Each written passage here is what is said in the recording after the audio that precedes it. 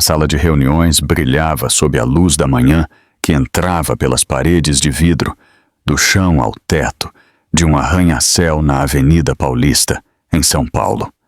O sol refletia nas bordas cromadas da longa mesa de conferências, fazendo cintilar as canetas prateadas alinhadas em perfeita simetria.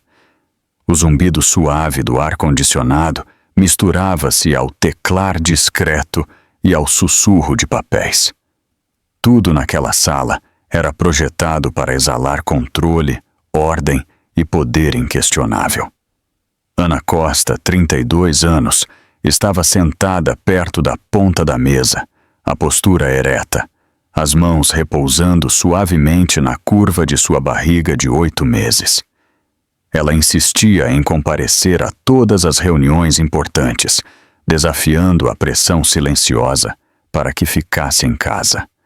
Seu vestido azul claro suavizava sua aparência no mar de ternos escuros. Seus olhos calmos moviam-se de slide a slide, acompanhando o relatório trimestral que ela mesma ajudara a preparar.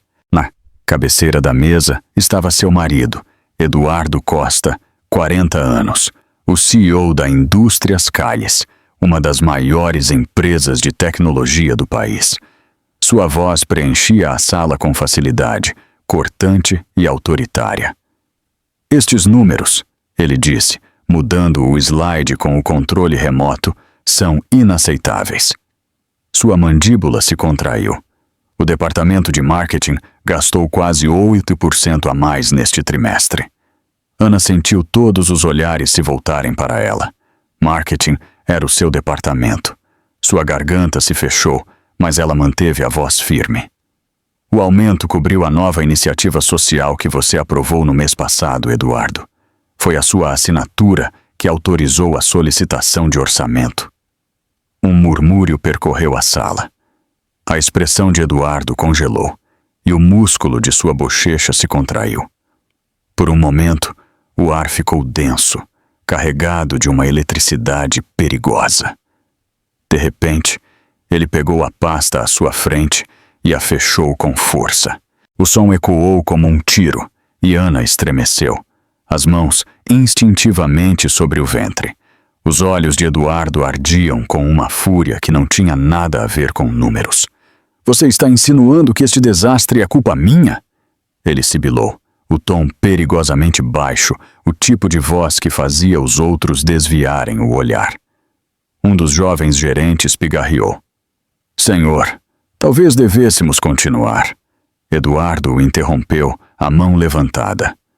Não.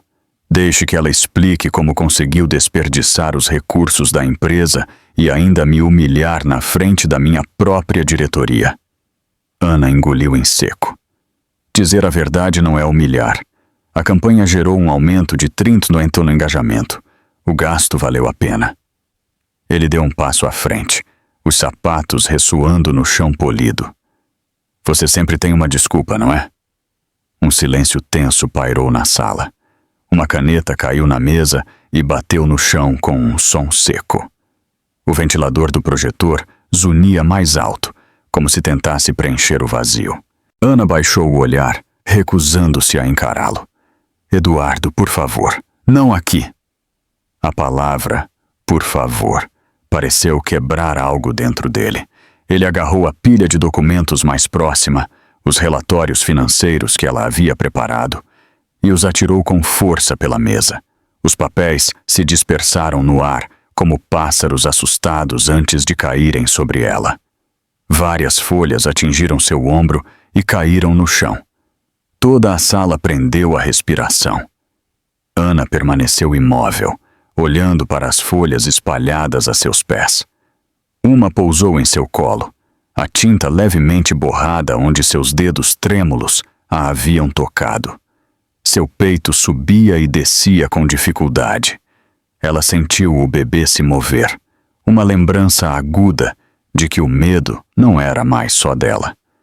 Eduardo ficou parado por um momento, respirando pesadamente. Da próxima vez, ele disse friamente, lembre-se com quem você está falando. O silêncio que se seguiu era insuportável. Ninguém se moveu. Ninguém se atreveu.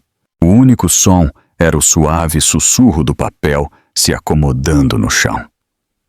O rosto de Ana estava pálido. Seu lábio inferior tremia. Ela abriu a boca, mas nenhuma palavra saiu. Em vez disso, levou a mão ao lado, sentindo uma pressão sob as costelas. O bebê se moveu novamente, como se reagisse ao caos. Uma executiva na outra ponta da mesa estendeu lentamente a mão. "Senhora Costa, a senhora está bem?" Ana balançou a cabeça uma vez, respirando com dificuldade. "Estou bem."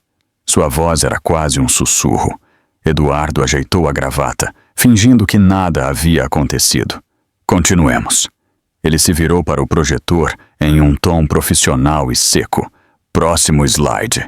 O assistente ao lado do laptop hesitou, olhando para os outros em busca de orientação.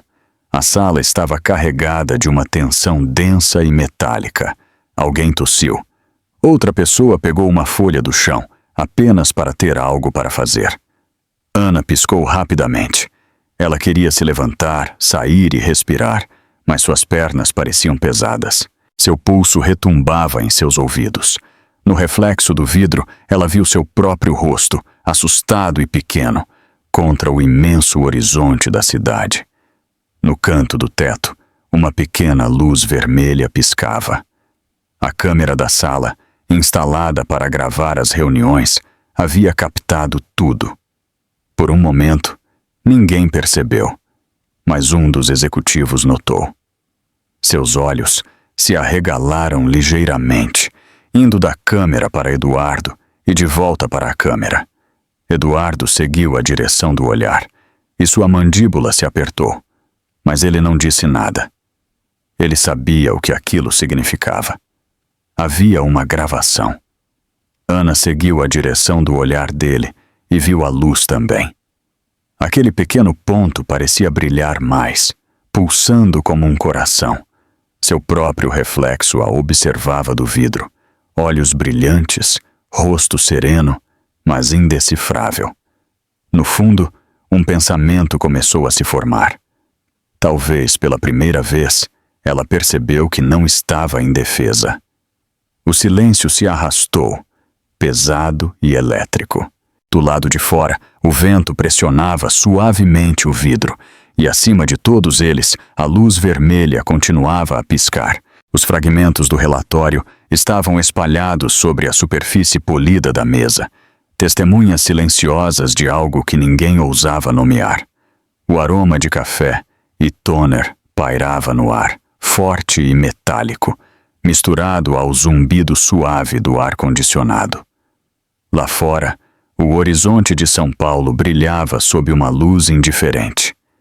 Dentro, o ar estava muito parado, muito pesado. Ana permanecia imóvel, a cadeira levemente virada para longe da mesa. Sua respiração era irregular e superficial. Uma mão descansava sobre o ventre, a outra continuava agarrada ao apoio de braço, como se isso pudesse mantê-la ancorada à realidade. A ardência em seu ombro, onde a pasta a havia atingido, havia sumido, mas o que a substituiu era pior. Uma humilhação profunda que se espalhava por seu peito como água gelada. Ninguém falava. O silêncio se tornou insuportável, estendendo-se até ser quase físico. Eduardo, de pé na frente da mesa, quebrou o silêncio primeiro. Seu tom era blasé, seco e estranhamente calmo. "Vamos nos reconcentrar", ele disse, como se nada tivesse acontecido. Página 12 da apresentação. Ninguém se mexeu. Os olhares iam de Ana para Eduardo e vice-versa, como se todos esperassem permissão para respirar. Ana, finalmente, inspirou devagar. "Eu acho que esta reunião acabou", ela disse em voz baixa. Sua voz estava rouca, mas controlada. Eduardo se virou para ela, descrença em seu rosto. "Desculpe, eu disse que a reunião acabou." Ela tentou se levantar, mas suas pernas tremeram. O movimento repentino a deixou tonta.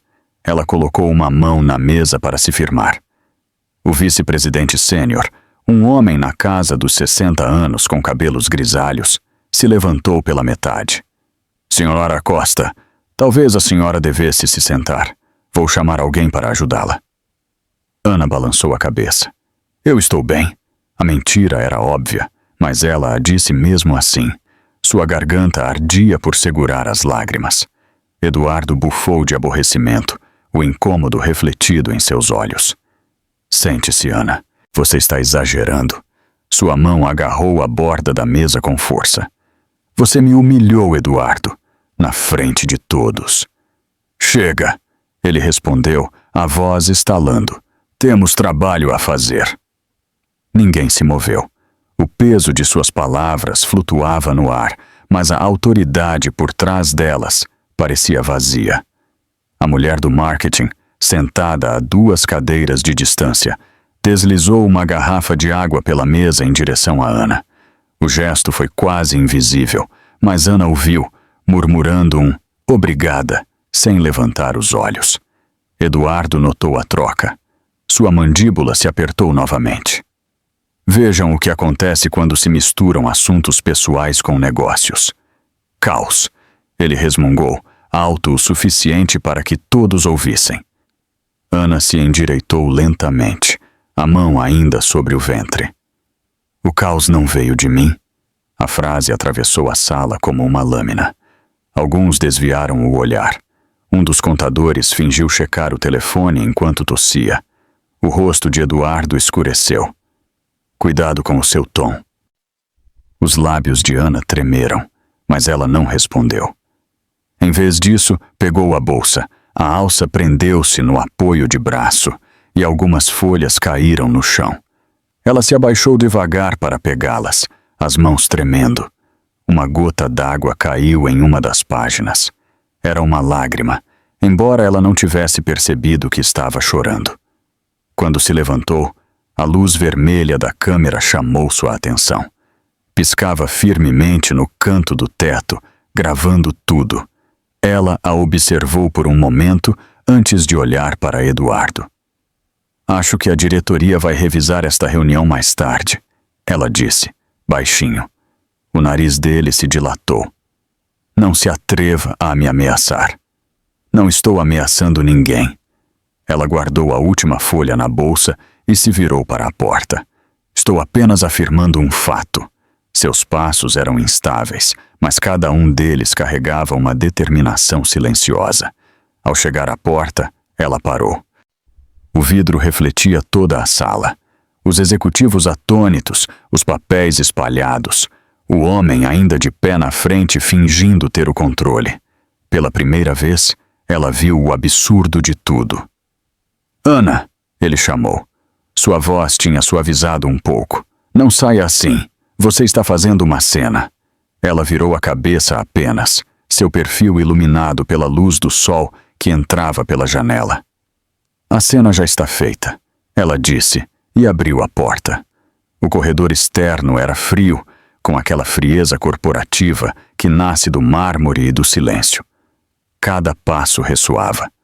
Atrás dela, a porta da sala de reuniões se fechou com um clique, prendendo os sussurros que começaram imediatamente.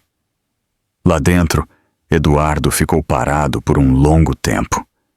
Os olhares ao seu redor não eram mais de admiração ou medo, mas de desconforto. Um dos membros da diretoria inclinou-se para o outro e sussurrou. Aquela câmera estava gravando desde o começo, viu? Eduardo levou a mão ao colarinho da camisa. Pela primeira vez ele parecia inseguro. Apaguem isso, ele murmurou. Agora. Ninguém se mexeu. Na ponta da mesa, o vice-presidente sênior balançou a cabeça lentamente. Essa gravação pertence à empresa, senhor. Eduardo o encarou, a voz subindo novamente. Eu disse para apagarem. Mas o homem mais velho não respondeu. Ele recolheu seus papéis, guardou-os em uma pasta e se levantou. Esta reunião está encerrada, ele disse em voz baixa.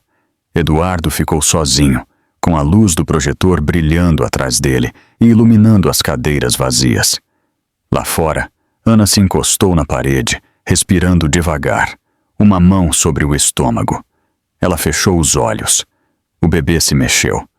Um empurrão suave vindo de dentro, como se a lembrasse de seguir em frente. Ela sussurrou: "Tudo bem, vamos embora agora." E naquele corredor silencioso, pela primeira vez em toda a manhã, ela sentiu algo parecido com paz, frágil e tênue, mas real. A manhã seguinte chegou em silêncio.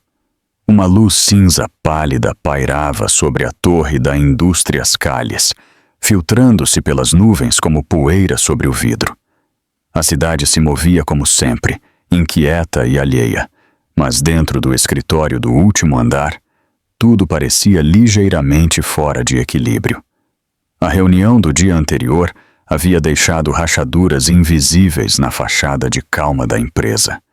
O staff falava em voz baixa, e a equipe de limpeza evitava a sala de reuniões, como se o ar ainda guardasse o eco dos gritos. Eduardo estava parado junto à janela, olhando as ruas de cima. Seu reflexo no vidro parecia mais velho do que ele se lembrava. As linhas ao redor dos olhos, marcadas pela falta de sono. Uma xícara de café repousava intocada sobre a mesa. Ele passara a maior parte da noite ensaiando sua versão da história, a que contaria a quem perguntasse. Ele precisava recuperar o controle. E o controle começava com as palavras. Quando seu assistente, um jovem chamado Gabriel, entrou na sala, Eduardo se virou com um sorriso calculado. "Bom dia", ele disse em tom uniforme. "Agende uma reunião de revisão com a diretoria para as 14h. Quero esclarecer o mal-entendido de ontem antes que se espalhe." Gabriel assentiu com alguma hesitação. "Sim, senhor. Já há alguns comentários circulando sobre o vídeo." O sorriso de Eduardo sumiu. "Que vídeo?" "A gravação da reunião, senhor. Alguns notaram a luz da câmera acesa. Ela é salva automaticamente no servidor da empresa." Os olhos de Eduardo se estreitaram. "Certifique-se de que o departamento de TI bloqueie esse arquivo. Eu cuidarei disso pessoalmente." Gabriel assentiu novamente e saiu rapidamente, os passos abafando no corredor. Eduardo exalou pelo nariz, andando uma vez ao redor de sua mesa. Mal entendido. Essa era a palavra que ele repetia em sua mente. Nada mais do que um pequeno desentendimento doméstico tirado de contexto. Era assim que ele o apresentaria. Era assim que sobreviveria. Ao meio-dia, os boatos já haviam chegado aos departamentos inferiores. Os funcionários sussurravam perto dos elevadores, juntando fragmentos de fofocas. Os gritos, os papéis voando, a cadeira que quase caiu. Ninguém havia visto a gravação, mas a imaginação preenchia as lacunas. Na sala de descanso, um grupo de jovens funcionários murmurava quando Eduardo passou. As vozes se calaram imediatamente. Ele lhes deu um breve aceno educado, fingindo não notar os olhares. Por trás de sua expressão calma, a raiva o apertava no peito como um punho. Às 2h, a sala de reuniões estava novamente cheia. A mesma mesa longa, as mesmas superfícies brilhantes, mas a atmosfera era diferente. Eduardo entrou primeiro com movimentos controlados, colocou um novo conjunto de documentos na mesa e ajeitou as abotoaduras, esperando até que todos os assentos estivessem ocupados. "Vamos esclarecer as coisas." Ele começou, em um tom profissional e quase amável. "A reunião de ontem foi infeliz. Minha esposa e eu tivemos uma discussão que se tornou pública. Foi lamentável, mas foi exagerado. Vários membros da diretoria trocaram olhares. O vice-presidente sênior, Sr. Garcia, inclinou-se um pouco para a frente. Exagerado, Sr. Costa. Havia mais de 12 de pessoas presentes." Eduardo sorriu fracamente. "E tenho certeza de que há 12 de interpretações diferentes." Eu levantei a voz, talvez agi com aspereza, mas ninguém se feriu. Foi um momento emocional. Minha esposa tem estado sob muito estresse. A gravidez a deixou sensível. A palavra ficou suspensa no ar como fumaça. Alguns franziram a testa, mas ninguém falou. Eduardo continuou. Eu assumo total responsabilidade pelo meu tom, mas não pelos rumores que se seguiram. Eu apreciaria se todos pudéssemos deixar essa distração para trás e nos concentrarmos no que importa: o sucesso da empresa. Uma mulher do departamento de comunicações falou em voz baixa. Há preocupação sobre como isso pode parecer para a mídia, senhor, especialmente se a gravação vazar. O sorriso de Eduardo se apertou. Não haverá vazamentos. O departamento de TI está cuidando do assunto e espero discrição absoluta de todos nesta sala. Somos profissionais, não fofoqueiros. A sala ficou em silêncio. A tensão era densa, mas contida. Ele podia sentir o desconforto deles, mas também o medo de enfrentá-lo diretamente. Esse medo, ele disse a si mesmo, ainda é poder. Após a reunião, ele permaneceu sozinho na sala, recolhendo lentamente seus papéis. Ele olhou para o lugar onde Ana estivera sentada no dia anterior. A cadeira ainda estava um pouco afastada da mesa, como se ela pudesse voltar a qualquer momento. Ele a observou por um longo tempo antes de desviar o olhar. Naquela mesma tarde, ele ligou para Ana. O telefone tocou várias vezes antes que sua voz respondesse. Calma, mas distante. Sou eu, ele disse em tom controlado. Temos que conversar sobre o quê? Sobre ontem. Sobre o que as pessoas podem estar dizendo. Ele hesitou um momento e suavizou a voz. Você sabe como essas coisas são distorcidas. Eu não quero que isso afete sua reputação. Minha reputação, ela repetiu baixinho. Eduardo, você atirou uma pasta em mim na frente de 12 pessoas. Ele fechou os olhos. Foi um erro. Eu estava frustrado. Você me provocou na frente da diretoria. Eu o provoquei? A voz dela se elevou um pouco, depois se acalmou novamente. Você me humilhou. Ele suspirou. Por favor, já falei com a diretoria. Eles entendem que foi uma reação exagerada. Se nós dois permanecermos em silêncio, tudo vai passar. Você não precisa piorar as coisas. O silêncio preencheu a linha. Por um momento, ele pensou que ela poderia ceder, mas então ouviu sua voz suave. Você é muito bom em reescrever histórias, Eduardo. Mas esta, você não pode editar. A chamada foi encerrada. Eduardo permaneceu de pé, o telefone ainda na mão, olhando para a tela escura. Lá fora, a cidade brilhava como um espelho. Ele viu seu reflexo novamente, mas desta vez parecia vazio. As bordas de seu controle estavam começando a rachar, e por trás do espelho de sua confiança havia algo que ele se recusava a nomear: medo. Ele largou o telefone na mesa, ajeitou a gravata e murmurou para si mesmo: está tudo sob controle. Mas no fundo, ele sabia que não estava. O dia seguinte começou com uma tensão que se podia sentir em cada corredor da Indústrias Calles. Os funcionários se moviam rapidamente, as vozes baixas, como se o som pudesse quebrar a frágil calmaria. A história do incidente na sala de reuniões ainda não havia chegado à imprensa, mas as paredes da empresa eram finas. Todos sabiam que algo havia acontecido. Todos esperavam pela próxima rachadura. Eduardo chegou mais tarde do que o habitual. Seu carro de luxo deslizou para o estacionamento subterrâneo e, ao sair, seu reflexo no chão polido quase o surpreendeu. Ele parecia impecável como sempre. Terno azul marinho, gravata prateada, cabelo perfeitamente arrumado, mas seus olhos denunciavam cansaço. Ele não havia dormido muito. A discussão com Ana na noite anterior se repetia em sua mente. A voz dela tinha sido serena, mas o que mais o perseguia não eram suas palavras, mas sua calma, aquela tranquila recusa em continuar temendo-o. Quando ele entrou no prédio, Gabriel, seu assistente, correu até ele. Senhor, o presidente acabou de aterrissar de Brasília, ele disse rapidamente. Eduardo franziu a testa. O presidente Ribeiro? Por que não fui informado antes?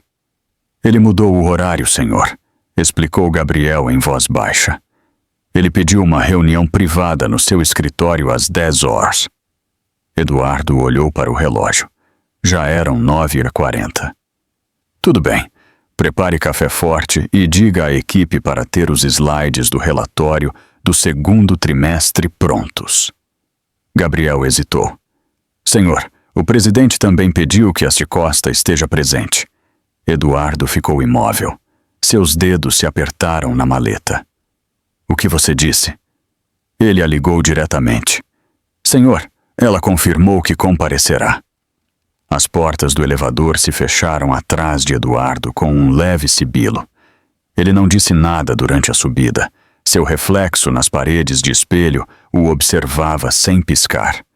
Ele ajeitou a gravata e forçou a respiração a se acalmar. Ele não se atreveria, ele disse a si mesmo. Ele não me envergonhará assim. Mas, no fundo, ele não estava mais tão certo. Às 10 horas, a porta do escritório se abriu. O presidente Ribeiro entrou primeiro, alto e sereno, com uma presença que impunha mesmo em silêncio. Seu cabelo prateado emoldurava um rosto que combinava a autoridade e a calma adquirida com os anos. Seu terno cinza era simples, mas impecável, e seu olhar percorreu lentamente a sala antes de parar em Eduardo. Senhor Costa, ele disse, em voz baixa e firme. Senhor presidente, respondeu Eduardo com uma confiança ensaiada. É uma honra, senhor. Eu estava preparando os relatórios. Guarde-os, interrompeu Ribeiro. Ele gesticulou para a cadeira em frente à mesa. Sente-se. Eduardo obedeceu, embora a ordem ferisse seu orgulho. O presidente raramente falava com tanta dureza. Minutos depois, a porta se abriu novamente. Ana entrou. Ela parecia diferente. Sua postura estava mais reta, sua expressão calma, mas impossível de ler. Ela usava uma blusa creme e uma saia cinza suave, profissional, mas elegante. Seu cabelo estava preso e sua mão repousava suavemente na curva de sua barriga. Eduardo se levantou pela metade, surpreso. Ana, o que você está fazendo aqui? Ela foi convidada, disse Ribeiro com serenidade. Ele gesticulou para a cadeira ao lado dele. Por favor, querida. Ana assentiu e sentou-se, evitando o olhar de Eduardo. O silêncio entre eles era mais cortante do que qualquer palavra. Ribeiro entrelaçou as mãos sobre a mesa. Recebi relatórios de vários membros da diretoria sobre o incidente de ontem. Ele começou. Aparentemente, algo lamentável aconteceu durante a reunião trimestral. Eduardo forçou um sorriso. Eu lhe asseguro que não foi nada grave. Um mal-entendido. A situação já está resolvida. Ribeiro levantou uma sobrancelha. Resolvida? Sim, minha esposa e eu discutimos isso em particular. Foi um momento emocional, e lamento o tom que usei. Já tomei medidas para garantir que não aconteça novamente. Ana levantou os olhos então, com o olhar firme. Ele está certo em uma coisa. Foi emocional. A garganta de Eduardo se apertou. Ele tentou sorrir. Ana, por favor, não há necessidade de mencionar. Mas ela continuou, com a voz calma e precisa. O presidente precisa saber a verdade. Que eu fui insultada, humilhada e atingida por documentos da empresa na frente da diretoria. E que a reunião foi gravada. O olhar de Ribeiro endureceu. Gravada? A compostura de Eduardo se quebrou. Não há necessidade de dramatizar isso, senhor. A gravação não mostra mais do que uma pequena discussão. As pessoas têm exagerado a história. Ribeiro recostou-se lentamente, sem tirar os olhos dele. Eu vi a gravação. O departamento de TI me enviou ontem à noite. Eu vi toda a troca 2 vezes. Seu tom continuava calmo, mas seu olhar era de aço. Diga-me, senhor. Costa, Essa é a sua ideia de liderança? Atirar relatórios em sua esposa grávida na frente de seus subordinados? Eduardo abriu a boca, mas nenhuma palavra saiu. Ribeiro se levantou. A cadeira deslizou suavemente para trás. Eu construí esta empresa com base na disciplina, mas também no respeito. O que eu vi naquela gravação não foi nenhuma das duas coisas. Ana o observava em silêncio.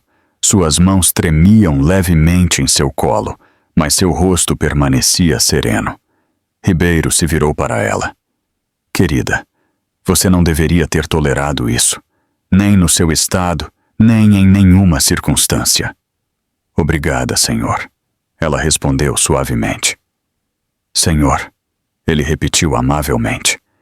Você pode me chamar de pai, como sempre fez. A cabeça de Eduardo se levantou bruscamente. O que ele disse? Ribeiro olhou diretamente para ele. Eu sou Ricardo Ribeiro, presidente desta companhia, e Ana é minha filha. O ar pareceu sumir da sala. A mandíbula de Eduardo relaxou. Sua filha? Pensei que ele soubesse, disse Ribeiro, em um tom quase compassivo. Ela preferiu não tornar isso público. Queria ter sucesso por seus próprios méritos. Ana finalmente olhou nos olhos dele. Você nunca perguntou sobre a minha família, Eduardo. Só se importava com o meu cargo. Pela primeira vez, Eduardo não teve resposta. Ele abriu a boca, mas nenhum som saiu. Ribeiro olhou para ele novamente, a voz calma, mas firme. Você humilhou não apenas sua esposa, mas toda esta empresa. Haverá consequências. Eduardo engoliu em seco, a garganta seca. Por favor, senhor, se pudéssemos discutir isso em particular.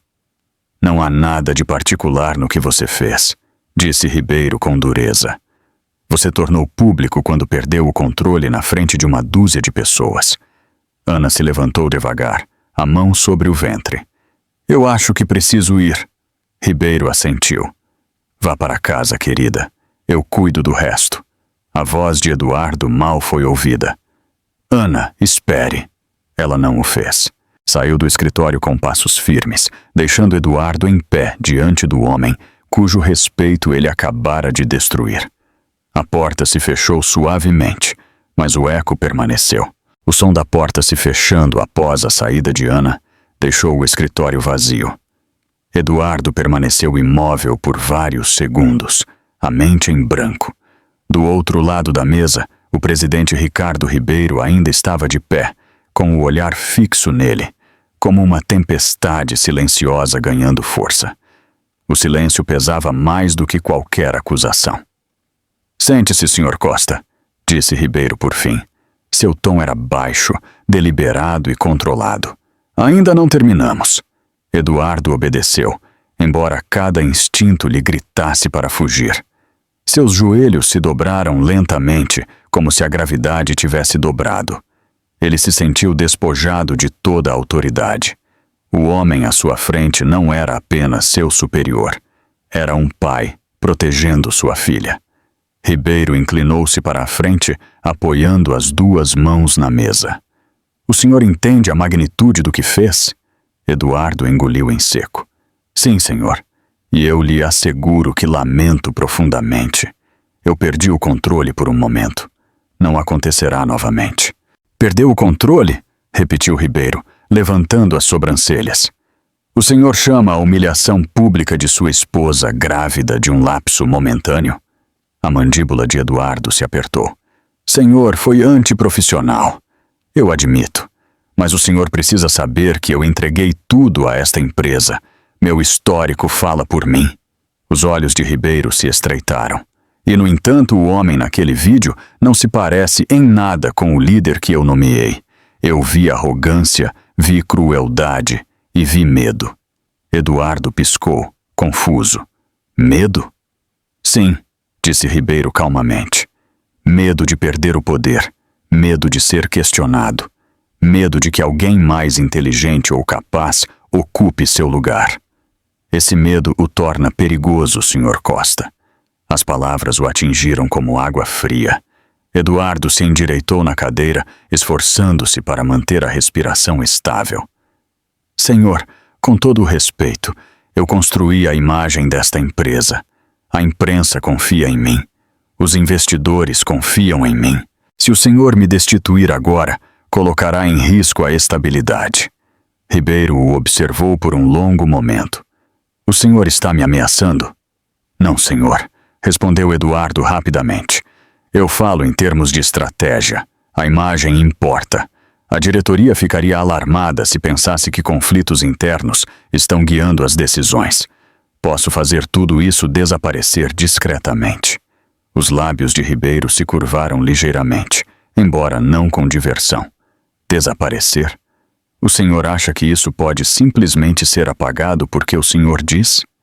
Eu posso lidar com a mídia. Posso apresentar isso como um desentendimento conjugal privado. Vou tirar uma breve licença. Deixarei esfriar e voltarei mais forte. A empresa se recuperará.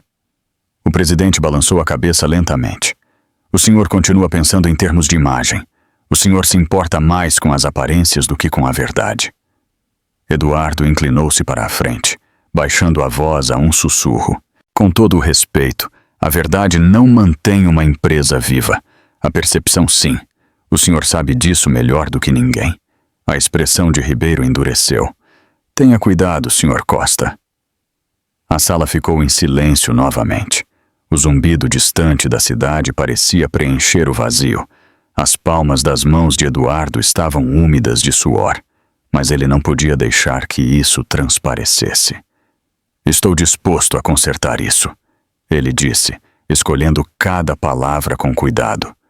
Seja o que for que Ana tenha lhe dito, eu falarei com ela, pedirei desculpas. Podemos divulgar um comunicado conjunto, se necessário. A unidade familiar sempre parece bem para a imprensa. O olhar de Ribeiro ficou gélido. Ela não lhe deve outra conversa. Os olhos de Eduardo se arregalaram um pouco. Ela é minha esposa! Ela é minha filha, respondeu Ribeiro com firmeza.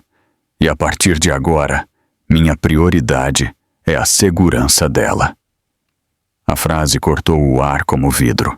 Eduardo recostou-se, atordoado. Seu peito ardia de uma raiva crescente. Então é isso. O senhor quer me tirar tudo por um único erro? Um único erro, repetiu Ribeiro em voz baixa. O senhor ainda não compreende a profundidade do que aconteceu. O senhor não apenas feriu minha filha. O senhor desrespeitou todos os valores sobre os quais esta empresa foi construída. Eduardo se levantou abruptamente. Com todo o respeito, senhor, esta empresa existe por minha causa. Minhas estratégias, minhas negociações, minhas noites sem dormir. O senhor acha que os investidores assinaram contratos por causa dos seus discursos? Eles assinaram porque confiavam em mim. Ribeiro se levantou devagar. Sua presença era imponente, embora sua voz permanecesse calma. Sente-se, senhor Costa. O pulso de Eduardo retumbava em seus ouvidos. Eu não vou me sentar. O senhor pode me repreender o quanto quiser, mas não finja que seu império funciona sem mim. O senhor precisa de mim. E as palavras ficaram suspensas no ar, imprudentes e desesperadas. Ribeiro olhou fixamente para ele. Eu precisava de um líder. O que eu tenho é um fardo. Eduardo prendeu a respiração. O senhor destruiria sua própria empresa só para me punir? Eu protegeria minha família, disse Ribeiro com simplicidade. A porta se abriu suavemente. Gabriel entrou, hesitando no limiar. Senhor, ele disse, dirigindo-se a Ribeiro, a equipe jurídica chegou. Estão esperando na sala de reuniões. Ribeiro assentiu. Diga a eles que irei em breve. Gabriel saiu tão rápido quanto havia entrado. A garganta de Eduardo secou. Equipe jurídica? Ribeiro olhou diretamente para ele. Sim, haverá uma revisão formal de sua conduta. A partir deste momento, seus privilégios executivos estão suspensos enquanto durar a investigação. A voz de Eduardo quebrou em um sussurro. O senhor não pode fazer isso. Eu já fiz. Por um momento, a sala pareceu inclinar-se. Eduardo agarrou-se ao encosto da cadeira, o coração batendo forte em seus ouvidos. O senhor vai se arrepender disso, ele disse em voz baixa. O senhor acha que a está protegendo, mas está destruindo tudo o que construímos. Ribeiro se dirigiu à porta sem olhá-lo. O que eu construí perdurará. O que o senhor corrompeu, não. A raiva de Eduardo explodiu. O senhor está cometendo um erro, velho. Ribeiro se virou lentamente. Sua voz era medida, mas feroz. E o senhor acabou de cometer o último. Ele saiu do escritório e a porta se fechou atrás dele com um som que ecoou como um veredicto. Eduardo desabou na cadeira, as luzes da cidade refletidas na janela como estrelas quebradas. Seu reflexo parecia menor do que antes. Ele cobriu o rosto com as mãos, mas o silêncio não ofereceu consolo.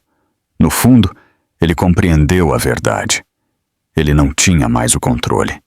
O império que ele acreditava ser seu estava começando a desmoronar. Uma decisão silenciosa após a outra. Ao anoitecer, a história que Eduardo havia tentado conter começou a vazar pelas rachaduras. O que começou como sussurros dentro das paredes. Da Indústrias Calles abriu caminho para caixas de entrada, chats de grupo e ligações privadas. Alguém havia vazado o vídeo da sala de reuniões. A luz vermelha que piscava silenciosamente no teto 2 dias antes havia se tornado sua ruína. No início, o clipe apareceu em um fórum interno de funcionários. Minutos depois, alguém o carregou anonimamente em uma plataforma de mídia social. À meia-noite, já tinha quase 200.000 visualizações. Ao amanhecer, havia ultrapassado 1 milhão. A manchete sobre o vídeo dizia simplesmente: CEO da Indústrias Calles atira documentos na esposa grávida durante reunião. A gravação era clara. A câmera capturou cada detalhe. Os papéis voando pelo ar, o sobressalto de Ana, o silêncio que se seguiu. Mostrava a expressão de Eduardo quando a raiva superou a razão. Não havia truques de edição, nem mal-entendidos. Era cru e inegável. Às 9 da manhã, o telefone de Eduardo começou a vibrar sem parar. Chamadas de jornalistas, mensagens de colegas e notificações de veículos de comunicação misturavam-se em uma tempestade interminável. Cada manchete atingia mais forte que a anterior. Escândalo de abuso corporativo. Indignação pública contra o CEO da Calles. Filha do presidente. Humilhada pelo marido em vídeo viral. Ele estava sentado em sua mesa com as persianas fechadas, seu reflexo mal visível no vidro escuro. O zumbido do telefone era constante, como um enxame de abelhas presas em uma caixa. Ele finalmente o pegou e o atirou para o outro lado da sala. Caiu no tapete e ficou em silêncio, mas a quietude só tornava o pânico mais alto. Fora de seu escritório, o prédio fervilhava de barulho. O lobby encheu-se de jornalistas, flashes de câmeras e murmúrios de funcionários que tentavam evitar os olhares. A recepção estava sobrecarregada com as chamadas. A segurança teve que escoltar vários repórteres para fora do edifício. A Indústrias Calles, antes um símbolo de reputação impecável, agora parecia uma fortaleza sitiada. No último andar, a diretoria convocou uma reunião de emergência. Eduardo não foi convidado. De trás de sua porta fechada, ele podia ouvir fragmentos de vozes flutuando pelo corredor. Palavras como responsabilidade, demissão e reestruturação pairavam no ar como fumaça. Às 10h, Gabriel bateu na porta. "Senhor", ele disse em voz baixa. "O presidente Ribeiro o espera na sala de conferências." Eduardo se virou lentamente. Seus olhos estavam vermelhos e a gravata pendia solta ao redor do pescoço. Agora, ele chamou a imprensa? Sua voz se quebrou. "Ele chamou a imprensa?" Gabriel hesitou. "Ele vai fazer uma declaração. Eu acho que ele quer que o senhor esteja presente. Eduardo passou as mãos pelo rosto, tentando se recompor. Tudo bem, ele disse por fim. Diga a eles que estou indo. Quando ele entrou na sala de conferências, o ar estava denso de tensão. Câmeras alinhadas em um lado da parede, jornalistas murmurando, microfones estendidos, canetas prontas. Do outro lado estava o presidente Ribeiro, acompanhado de consultores jurídicos e 2 membros da diretoria. Ana não estava lá. Ribeiro começou a falar antes que Eduardo dissesse uma palavra. Como muitos de vocês viram, um vídeo perturbador envolvendo o senhor Eduardo Costa foi divulgado publicamente. As ações mostradas naquela gravação não refletem os valores ou os princípios desta empresa. Com efeito imediato, o Sr. Costa está suspenso de todas as suas funções enquanto a investigação é realizada. As câmeras disparavam sem parar. Os jornalistas gritavam perguntas, tentando capturar sua reação. Eduardo permaneceu rígido, a mandíbula apertada, os dedos agarrados à borda da mesa para não perder o equilíbrio. Isto é uma campanha de difamação, ele disse de repente, a voz ecoando pela sala. Estão tirando um momento de contexto. Foi um desentendimento privado. Nada mais. Os jornalistas se inclinaram para a frente, expectantes. Senhor Costa, perguntou uma deles. O senhor nega que o vídeo o mostre atirando documentos em sua esposa? Eu digo que foi exagerado. Ele respondeu rapidamente. Minha esposa e eu... Ele parou, percebendo tarde demais como as próximas palavras soariam. Sempre tivemos um relacionamento apaixonado. Foi uma discussão. As pessoas discutem. Um murmúrio de espanto percorreu a sala. As câmeras voltaram a piscar. A expressão de Ribeiro escureceu, mas ele o deixou falar, talvez para que terminasse de se destruir sozinho. Eduardo se virou para o presidente. Diga a eles a verdade, ele disse. O senhor me conhece. O senhor sabe que eu construí esta empresa do zero. A voz de Ribeiro foi calma e firme.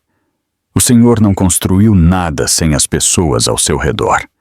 E hoje, essas pessoas merecem prestação de contas. Frase caiu como um martelo. Uma repórter levantou a mão. Senhor Ribeiro, é verdade que a senhora Costa é sua filha? Sim, ele respondeu com firmeza. E é por isso que esta empresa não tolerará nenhum tipo de abuso, público ou privado, não importa quem o cometa. A sala explodiu em mais perguntas, mas Ribeiro levantou a mão. Isso é tudo. Os seguranças avançaram para escoltar Eduardo para fora da sala. Ele resistiu no início, muito ferido em seu orgulho para ceder. O senhor não pode fazer isso comigo, ele murmurou. Eu fiz esta empresa. Eu os tornei ricos. Ribeiro olhou para ele pela última vez. E eu garantirei que ela sobreviva ao senhor. Os seguranças o conduziram por uma porta lateral. O corredor estava cheio de funcionários fingindo trabalhar, embora todas as cabeças se virassem ao vê-lo passar. Seus rostos exibiam uma mistura de pena, curiosidade e silenciosa satisfação. Ele chegou ao elevador e pressionou o botão com a mão trêmula. As portas espelhadas se abriram e seu reflexo o encarou de volta. Terno amassado, olhos vazios, orgulho escorrendo pelos dedos. Ele entrou e as portas se fecharam lentamente, como o final de uma frase. Enquanto o elevador descia, ele ouviu o eco distante dos repórteres ainda gritando seu nome. Seu mundo, antes dominado por sua voz e sua imagem, tinha se voltado contra ele em questão de horas. Ao chegar ao lobby, os flashes o cegaram por toda parte. Ele tentou cobrir o rosto, mas as câmeras capturaram tudo. Os gritos o seguiram até a rua. Naquela noite, as manchetes foram implacáveis.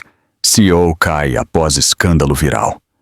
Indignação pública provoca crise na indústria Calles. O vídeo continuava circulando, copiado, compartilhado e analisado em todas as plataformas. Pela primeira vez, Eduardo compreendeu o que significava o verdadeiro silêncio. Não era a ausência de ruído. Era o momento em que ninguém mais estava ouvindo. O quarto do hospital estava em silêncio, exceto pelo som constante do monitor fetal. Aquele ritmo preenchia o espaço com uma estranha sensação de paz, como um batimento ajustado ao compasso da sobrevivência. As cortinas brancas moviam-se suavemente com o ar-condicionado, e a luz do sol que se filtrava por elas desenhava sombras delicadas sobre a cama onde Ana, 32 anos, estava deitada. Seus olhos estavam abertos, mas ela não olhava para nada em particular. Estava ouvindo o monitor, sua própria respiração, o som do pulso firme de seu bebê.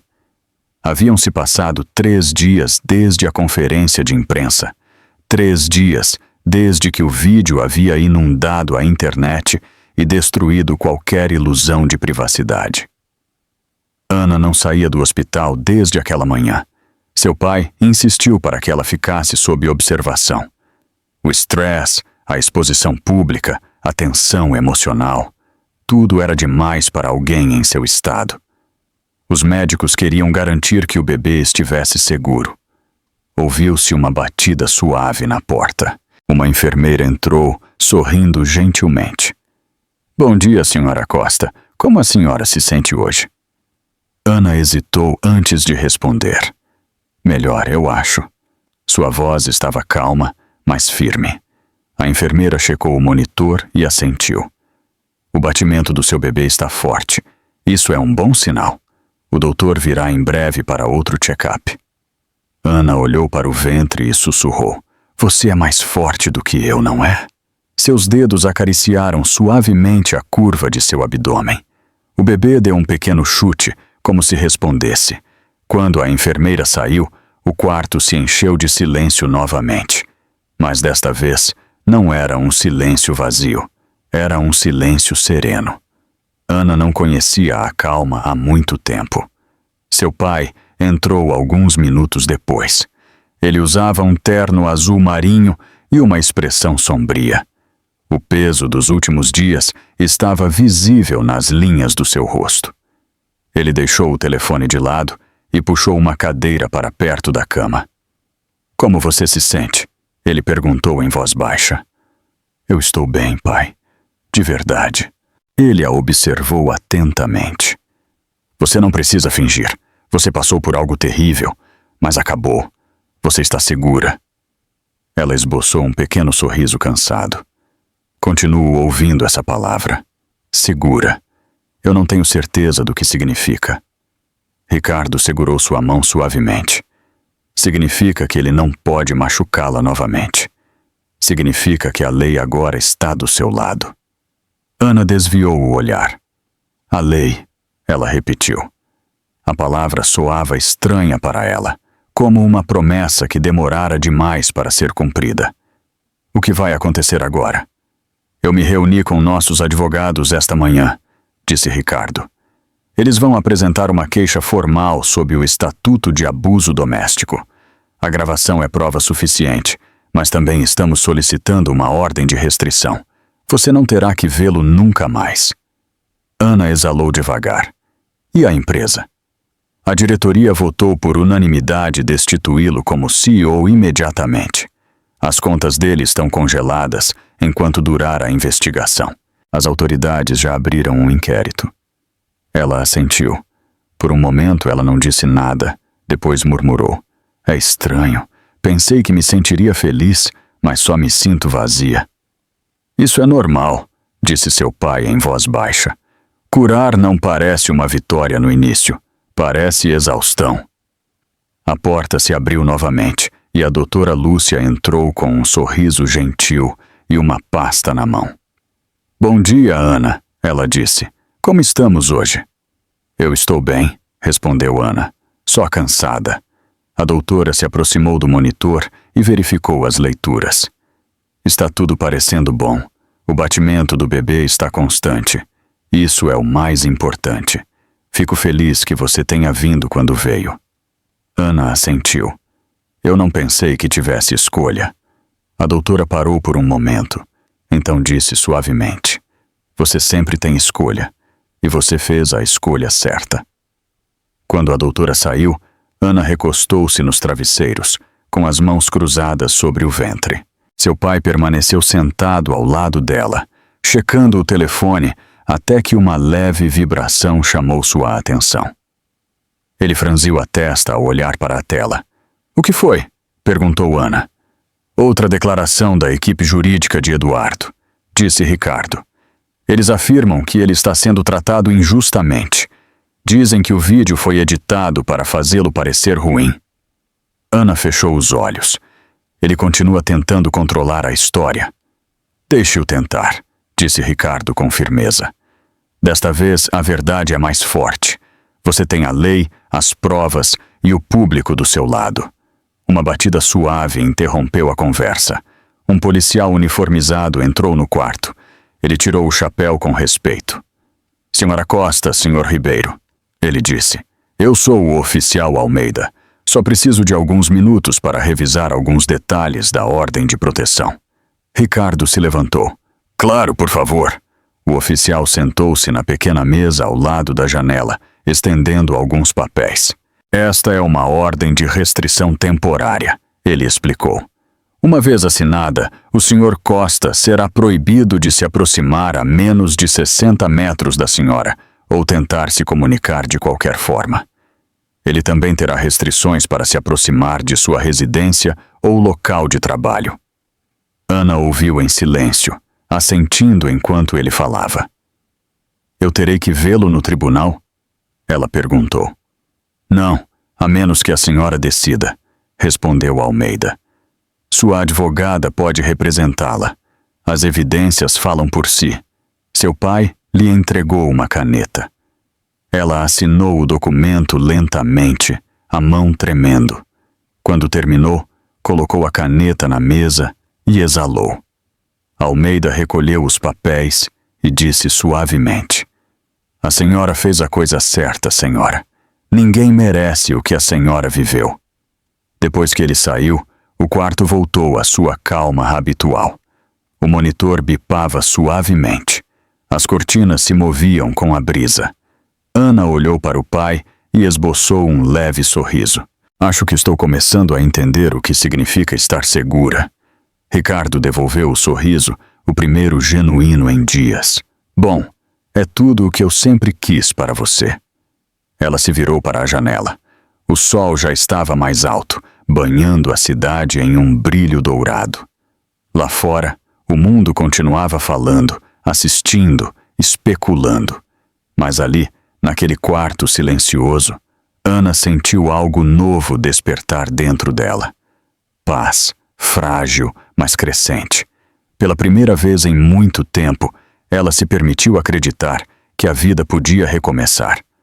O ritmo constante do monitor soava como uma canção de ninar suave e segura, repetindo a batida da esperança.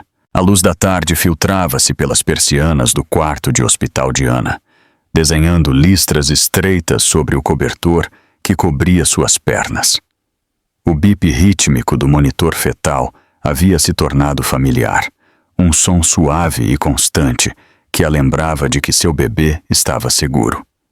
Fora da janela, o mundo seguia seu curso. Dentro, o tempo parecia ir mais devagar. Era a primeira vez em semanas que ela se sentia calma o suficiente para pensar com clareza, para se lembrar, para conectar os fragmentos que a haviam levado até aquele momento. Seu telefone descansava na mesinha ao lado da cama. Estava em silêncio há horas, mas ela sabia que havia mensagens esperando por ela. Sua advogada havia ligado mais cedo, perguntando se ela se sentia pronta para revisar alguns documentos. Ana havia hesitado e depois finalmente respondido que sim. Se ela havia aprendido algo, era que curar também exigia encarar o que antes ela havia preferido ignorar. Uma batida soou na porta. Era seu pai, acompanhado de uma mulher de terno azul marinho. A mulher tinha a postura ereta e uma expressão profissional, mas gentil. Ana, disse Ricardo em voz baixa. Esta é a doutora Lúcia Ribeiro. Ela é a advogada principal do escritório. Ela tem revisado tudo o que reunimos até agora. Ana ajeitou o travesseiro e se inclinou um pouco. Obrigada por ter vindo, ela disse, com a voz calma, mas cautelosa. Lúcia abriu uma pasta e colocou algumas fotografias na mesa. Estas são do primeiro incidente documentado, ela explicou suavemente. Nós as encontramos salvas no seu celular antigo. A senhora as tirou, mas nunca apresentou uma queixa. A respiração de Ana parou. As imagens mostravam leves hematomas em seu pulso, uma marca vermelha perto da clavícula. Ela se lembrou daquele dia, a discussão silenciosa que se tornou mais dura, a maneira como Eduardo se desculpou antes que a marca desaparecesse. Ela havia dito a si mesma que era o estresse, não a crueldade. Ela olhou para a próxima foto. Era um close-up de uma mensagem de texto. As palavras de Eduardo a encaravam da tela. Não me teste de novo. Você sabe que eu odeio ser envergonhado. A advogada continuou. Também encontramos transferências bancárias, pequenas, mas constantes, para uma conta pessoal no nome do assistente dele.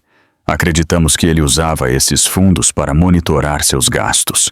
Cada compra que a senhora fazia com o cartão da empresa era copiada em um registro particular. Ele rastreava seus movimentos, o que comprava e com quem se reunia. Seu pai apertou a mandíbula. Isso é assédio. A doutora Lúcia assentiu. Legalmente, sim. Já apresentamos esta evidência ao Ministério Público. Combinada com o vídeo, ela mostra um padrão claro de abuso emocional e financeiro. Ana recostou-se, absorvendo cada palavra. Era estranho ouvir sua vida descrita em termos jurídicos, como um estudo de caso, em vez de uma história que ela havia vivido. Por anos, ela havia normalizado o controle. As correções sutis, as punições silenciosas, os momentos em que ele sorria em público enquanto apertava sua mão um pouco mais forte. O que acontece agora? Ela perguntou, em voz baixa. Os promotores decidirão se apresentarão acusações criminais, explicou Lúcia. Seu depoimento será importante, mas mesmo sem ele, as provas são sólidas. Ele não poderá mais alegar que foi um incidente isolado. Ricardo colocou a mão no ombro da filha. Você não precisa reviver cada detalhe se não estiver pronta. Eu preciso, ela respondeu, olhando para a mesa. Por mim e pelo meu filho. Ela pegou a pasta. Dentro havia cópias impressas de e-mails, capturas de mensagens antigas e notas de antigos funcionários. Alguns descreviam o temperamento de Eduardo. Outros relatavam incidentes de intimidação durante reuniões. Juntos, eles formavam um padrão muito preciso para ser ignorado. A advogada apontou para uma seção marcada em amarelo. Isso veio de uma ex-assistente, ela explicou. Ela escreveu que uma vez viu a senhora sair de uma reunião chorando e que Eduardo a instruiu a não falar com a senhora depois. Nós a contatamos ontem e ela está disposta a testemunhar. A garganta de Ana se fechou. Ela também viu. Sim, disse Lúcia. E ela não é a única. Por um longo momento, Ana ficou em silêncio. Ela sentiu a raiva crescer dentro dela, não abruptamente, mas profundamente, como uma corrente que finalmente emergia. Não se tratava apenas da sala de reuniões ou do vídeo viral. Era por cada vez que ela havia sido feita a duvidar de sua própria memória, de seu próprio valor. A voz de seu pai quebrou o silêncio. Ele pensou que podia enterrar isso para sempre, que ninguém acreditaria em você. Ana levantou o olhar, a voz firme. Ele estava errado. Lúcia fechou a pasta com cuidado. Avançaremos passo a passo. Há mais uma coisa. O Departamento Financeiro descobriu que parte dos fundos de caridade da empresa foi desviada para contas privadas. Quando apresentarmos essa evidência, não será mais apenas sobre abuso doméstico. se tornará fraude corporativa. Ricardo assentiu com seriedade. Isso destruirá completamente a credibilidade dele. Ana respirou fundo. Bom, ela disse em voz baixa. Ele construiu sua imagem com base em mentiras. É hora de as pessoas verem quem ele realmente é. Lúcia sorriu levemente. Vou deixar estes documentos para a senhora revisar. Voltarei amanhã para a assinatura. Quando ela saiu, o quarto pareceu mais calmo, mas mais denso. Ricardo sentou-se ao lado da cama, a mão ainda sobre a de sua filha. Você não precisa carregar isso sozinha, ele disse suavemente. Eu sei, ela sussurrou, mas eu preciso entender isso antes de poder deixar para trás. Lá fora, o céu havia se tornado dourado. A luz da tarde preenchia o quarto com calor. Ana pegou a pilha de fotografias novamente, olhou para elas uma por uma e depois fechou a pasta. Seu reflexo na janela parecia sereno, quase determinado. Ela sussurrou para si mesma. Não foi só uma vez, foi um padrão. E agora é uma prova. O monitor ao seu lado manteve seu ritmo constante, cada bip lembrando-a de que a vida continuava, mesmo depois da dor. No fundo, algo mudou. Ela não era mais a mulher que se encolhia diante de uma voz alta ou que escondia seus hematomas sob mangas compridas. Ela era alguém que conhecia a verdade. E desta vez, ela planejava garantir que o mundo também soubesse. Havia se passado um mês desde que o vídeo apareceu pela primeira vez na internet. O caos que antes cercava o nome de Ana havia começado a desaparecer, substituído por um apoio silencioso de pessoas que ela nunca imaginou.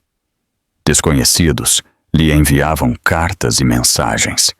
Mulheres que ela não conhecia compartilhavam suas próprias histórias, agradecendo por lhes dar coragem. A mídia, que antes buscava o escândalo, agora falava de sua força. A tempestade não apenas expôs a crueldade de Eduardo, mas também revelou a força dela. Ana havia saído do hospital 2 semanas antes. Agora morava em uma casa geminada, pequena, mas tranquila, perto da costa, organizada por seu pai para mantê-la longe do barulho da cidade. A casa cheirava a lavanda e a ar marinho. As manhãs eram silenciosas, exceto pelo som das ondas quebrando na praia. Às vezes, quando acordava, achava estranho não ouvir o tráfego ou sentir a tensão que antes pesava em seu peito. Ela estava reaprendendo a respirar. Sua recuperação não era fácil. A dor física havia passado, mas o trabalho emocional permanecia. Toda manhã, ela escrevia em um diário que sua terapeuta havia lhe dado. Não estava cheio de pensamentos perfeitos ou frases arrumadas, apenas de fragmentos, reflexões e gratidão. Na primeira página, ela havia escrito uma frase: Eu não sou mais o que ele me fez sentir. Ela mantinha seus dias ocupados. As manhãs eram para consultas médicas e caminhadas curtas à beira-mar. As tardes, para terapia e para a papelada relacionada ao caso. À noite, ela lia para o bebê que crescia dentro dela, sussurrando palavras suaves sobre paz, segurança e um tipo de amor que não machuca. Seu pai a visitava a cada poucos dias, trazendo comida e notícias da cidade. Ele era paciente, sempre deixando-a guiar a conversa. Em uma tarde, enquanto ambos estavam na varanda observando as ondas, ele disse em voz baixa: Sabe, a diretoria tem perguntado por você. Ana levantou o olhar. Por mim? Sim, respondeu Ricardo. Eles querem que você volte. Talvez não como antes, mas em um cargo próprio. Os acionistas estão reconstruindo a marca e acreditam que sua liderança traria de volta a confiança. Ela sorriu levemente. É irônico. Eu era a que todos decidiram ignorar. Agora eles veem as coisas de outra maneira, ele disse. As pessoas confiam no que você representa. não no poder ou na imagem, mas na integridade. Ana pensou por um momento, traçando um círculo no apoio de braço com o dedo. Não tenho certeza se estou pronta, mas talvez um dia. Naquela noite, ela ligou o computador pela primeira vez em semanas. Sua caixa de entrada estava cheia. Algumas mensagens eram de jornalistas, outras de organizações de mulheres, e uma de uma fundação contra a violência doméstica, perguntando se ela consideraria falar em um evento beneficente. Ela leu 2 vezes, o coração batendo suavemente. Na manhã seguinte, ela ligou para eles. 2 semanas depois, ela estava nos bastidores de um grande centro comunitário em São Paulo. O evento estava lotado, mas a atmosfera era calorosa, cheia de compaixão. Não de julgamento. Atrás dela, uma faixa dizia: Vozes de Força. Ana usava um vestido azul marinho simples que acomodava confortavelmente sua gravidez. Suas palmas estavam ligeiramente úmidas enquanto segurava suas anotações, mas sua voz estava firme quando o apresentador pronunciou seu nome. Ela caminhou para o palco em meio a aplausos gentis. As luzes eram brilhantes e por um segundo ela se sentiu pequena.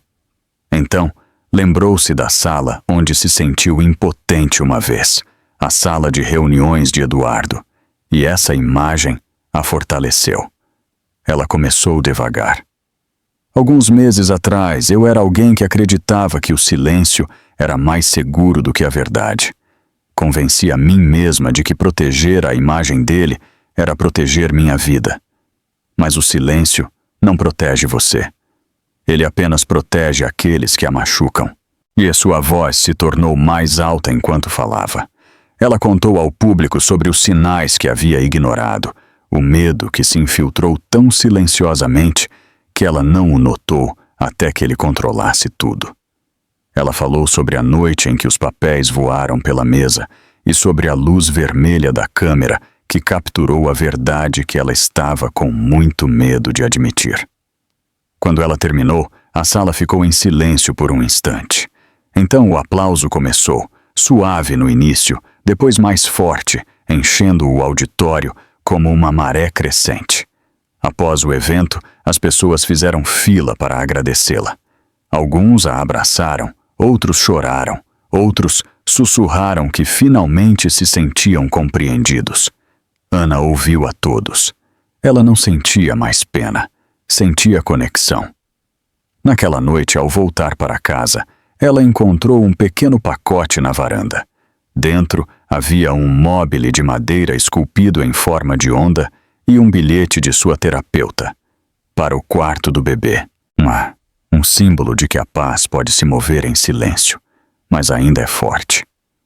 Ela o pendurou perto da janela, ao lado do berço. O móbile girava lentamente com a brisa, projetando sombras que dançavam na parede. O som do mar entrava pela janela aberta. Naquela noite, sentada ao lado do berço, Ana compreendeu que não estava mais vivendo em reação à dor. Ela estava vivendo com propósito. A dor ainda estava lá, mas não a definia mais. Ela pegou seu diário e escreveu: Hoje eu falei, e eles me ouviram. Seu pai ligou mais tarde para dizer que o julgamento de Eduardo estava marcado para o mês seguinte. As evidências eram esmagadoras: fraude financeira, abuso e obstrução. O caso era sólido. Ela não comemorou. Apenas disse: a justiça tarda, mas sempre chega. Quando desligou, colocou a mão sobre o ventre. O bebê se moveu suavemente. Ela sorriu. Algum dia, ela sussurrou, eu vou te contar tudo, mas não esta noite. Esta noite nós descansamos. O quarto estava banhado por uma luz pálida. O móbile sobre o berço girava devagar. As sombras moviam-se como ondas em uma praia calma. O som do mar misturava-se ao ritmo tênue do seu coração. Ela se sentiu em paz, não porque o mundo fosse perfeito, mas porque ela estava de pé novamente. A mulher que antes tremeu diante da fúria de um homem, estava agora construindo uma nova vida. Respiração após respiração. Pela primeira vez em muito tempo, Ana não se sentiu como alguém que sobreviveu. Ela se sentiu viva.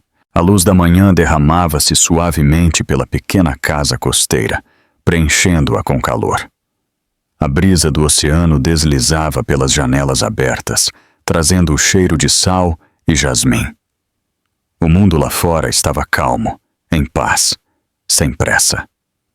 Dentro, Ana Costa, 33 anos, estava na frente do espelho, penteando o cabelo em um coque baixo. Seu reflexo parecia sereno, composto e quase irreconhecível da mulher que um dia mediu cada respiração pelo humor de outra pessoa. Haviam-se passado 3 meses desde o veredicto final do tribunal. Eduardo Costa havia sido condenado à prisão por fraude corporativa e abuso doméstico. O julgamento havia atraído a atenção nacional. As gravações, as provas, os testemunhos, tudo havia pintado um quadro claro. A justiça, embora tardia, finalmente havia chegado. Quando o veredicto foi anunciado, Ana não chorou, não aplaudiu. Apenas fechou os olhos e respirou fundo. Tudo havia terminado. O barulho, o medo, a sombra constante que a perseguia tinham finalmente ido embora. Agora, sua vida seguia em outro ritmo. Ela havia dado à luz um menino saudável. Noah, 2 semanas antes. Ele dormia placidamente no berço ao lado da janela, seu pequeno peito subindo e descendo em um movimento suave e constante. Cada vez que olhava para ele, sentia algo indescritível, um amor tão puro que quase a assustava. Ele tinha os olhos dela, mas a calma silenciosa de seu avô. Seu pai a visitava com frequência, quase sempre com flores ou mantimentos do mercado. Naquela manhã, ele bateu suavemente na porta antes de entrar. "Bom dia", ele disse, sorrindo ao entrar. "Como está meu neto?" "Dormindo como um pequeno milagre", respondeu Ana, com a voz leve. Ela apontou para o berço. "Ele é perfeito, pai." Ricardo se aproximou, olhando para o bebê com uma admiração que nunca diminuía. "Ele se parece com você quando era pequena", ele disse. Quieta, mas já pensativa. Ana riu suavemente. "Vamos torcer para que ele durma melhor do que eu dormia." Eles compartilharam um momento de silêncio observando o bebê. Então, Ricardo se virou para a filha. "A fundação que você começou", ele disse, "está chamando a atenção. Você já está ajudando mais pessoas do que imagina." Ana sorriu levemente. A Fundação Costa para Mulheres e Famílias em Crise havia nascido como uma ideia simples, uma forma de transformar a dor em propósito, mas em apenas algumas semanas, doações haviam chegado, cartas de sobreviventes voluntários, e o primeiro centro de apoio estava programado para abrir no outono. "É bom construir algo a partir da honestidade", ela disse. "Algo real." Ricardo assentiu. "É assim que a redenção funciona. Não apaga o que aconteceu, transforma." Naquela tarde, depois que Ricardo se foi e Noah adormeceu novamente, Ana saiu para a varanda. O oceano se estendia infinito à sua frente, as ondas avançando em arcos lentos e prateados. O sol brilhava sobre a superfície, deslumbrante e infinita. Ela se envolveu em um cardigã leve e respirou fundo. Pela primeira vez em anos, ela não se sentia presa na sombra de ninguém. Ela se sentia firme em sua própria vida. Cada cicatriz, cada noite sem dormir, cada lágrima, tudo a havia levado até ali. Seu telefone vibrou suavemente na mesa ao lado dela. Era uma mensagem da doutora Lúcia, sua advogada. Os processos legais foram concluídos. A ordem de restrição é permanente. O nome do Sr. Costa foi removido de todos os documentos da empresa. Ana olhou para a mensagem por um longo momento e depois digitou uma resposta simples. "Obrigada por tudo." Ela colocou o telefone virado para baixo e permitiu que o som das ondas preenchesse o silêncio. A brisa levantou seu cabelo, jogando-o sobre o rosto.